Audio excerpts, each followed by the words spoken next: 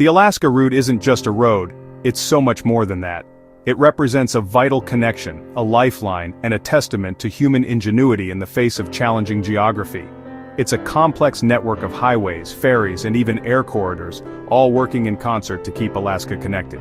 This network is what connects Alaska to the rest of the U.S. through Canada, providing essential pathways for trade, travel, and community connection.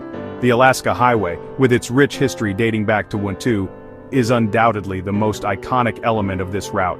However, the ferries of the Alaska Marine Highway System and the essential air routes are equally vital, especially when it comes to reaching and supplying remote communities that are inaccessible by road. Alaska's geographical separation from the lower 48 states underscores the critical importance of these transportation links. This distance makes these routes a lifeline, ensuring the steady flow of people, essential goods, and vital services that sustain Alaskan communities.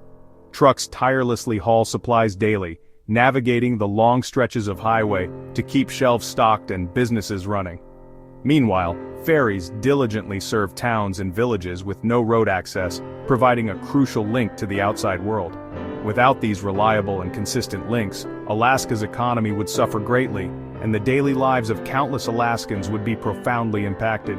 The highway's initial construction stands as a powerful symbol of U.S.-Canada cooperation, demonstrating what can be achieved through shared goals and collaborative effort. And for decades since, both countries have relied on mutual trust and understanding to maintain this vital artery. This trust has been essential to keep the corridor open and functioning smoothly, ensuring the continued flow of goods and people. The route not only supports essential commerce but also fuels tourism and strengthens the cultural ties that bind communities together. These connections extend across the border, fostering relationships and shared experiences on both sides. It's far more than just logistics and transportation.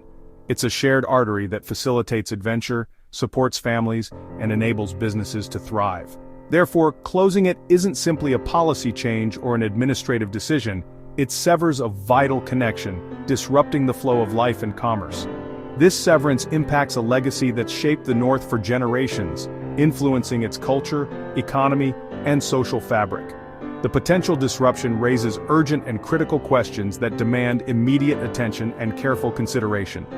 These questions revolve around Alaska's future access, the long-term stability of this critical link, and the potential consequences of its disruption. The Alaska route is, and always has been, the region's lifeline, and its continued operation is essential for the well-being of Alaska and its people. Canada's decision to block the Alaska route stems from a complex interplay of factors. It's not a simple yes or no, but a multifaceted consideration. First and foremost, national security is a key concern. Environmental protection also plays a significant role in this decision, and of course, there are underlying political concerns that influence the situation. Canadian officials cite the need to maintain border integrity, ensuring the security of their national boundaries, and to safeguard public safety for all its citizens. They are particularly worried about the potential for illicit activities along the remote and sparsely populated highway. Environmental groups have been vocal, pushing for stricter controls and greater oversight, citing the vulnerability of fragile northern ecosystems that could be easily disrupted, and the ever-present threat of climate change, which is already having a significant impact. The closure also serves as a bargaining chip, providing leverage in ongoing U.S.-Canada trade disputes, giving Ottawa a stronger position in negotiations. Furthermore, infrastructure costs are another significant factor to consider. Maintaining the highway, especially in such a remote and challenging environment, is incredibly expensive, and Canada is seeking a new cost-sharing deal with the U.S. to alleviate the financial burden. Ultimately, this move is about protecting Canadian interests on multiple fronts, while simultaneously forcing a broader and more comprehensive conversation with the U.S. on a range of issues. The closure is as much about strategic negotiation and diplomatic maneuvering, as it is about immediate concerns regarding security or the environment. The border closure's impact is immediate and far-reaching, sending ripples throughout the region. Alaska's supply chain is severely disrupted, creating bottlenecks and uncertainty. With overland routes blocked, goods are now forced onto costly ships and planes, significantly increasing transportation expenses. Everyday items become noticeably more expensive, impacting household budgets across the state. Travel options for Alaskans shrink dramatically, limiting personal mobility and access to essential services. Residents lose the freedom to drive south for leisure, business, or family visits. This intensifies the feeling of being isolated from the rest of the country, exacerbating existing challenges for remote communities.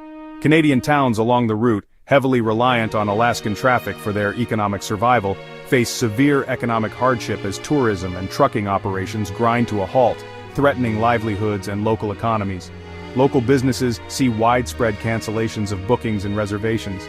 Consequently, revenue streams plummet, jeopardizing their ability to stay afloat. Industries from tourism, which relies heavily on seasonal traffic, to construction, dependent on timely material deliveries, are thrown into chaos. This results in project delays and soaring costs, impacting overall economic growth. Even the U.S. military, with its strategic presence in Alaska, must rethink its logistics and supply routes. The closure starkly exposes just how fragile Alaska's connection to the outside world really is, highlighting its vulnerability and dependence on reliable transportation corridors. Alaskans are frustrated and angry, feeling cut off by a foreign government. Social media is filled with stories of disrupted lives and fears of rising costs. U.S. officials have condemned the closure, calling it an unfriendly act and demanding a reversal. Canadian leaders defend the move as necessary for national security and environmental protection. Local Canadian communities are divided. Some support Ottawa, but many fear economic disaster. Mayors along the highway warn of deep losses caught between national policy and local needs. The crisis has sparked debate on both sides of the border about sovereignty, economics, and the future of cross-border cooperation. The best hope is high-level diplomacy, negotiations to address security concerns, environmental concerns, and funding concerns. Possible solutions include joint patrols, stricter environmental standards, and shared infrastructure costs. If talks fail, the U.S. may invest in costly alternatives like mega ferries or expanded air cargo, bypassing Canada entirely. Temporary fixes, like load swapping at the border, may help, but aren't sustainable. Alaskan communities will need support to weather higher costs. The outcome could reshape U.S.-Canada relations for years, either strengthening cooperation or deepening mistrust. The next steps will determine not just Alaska's future, but the nature of one of the world's closest alliances.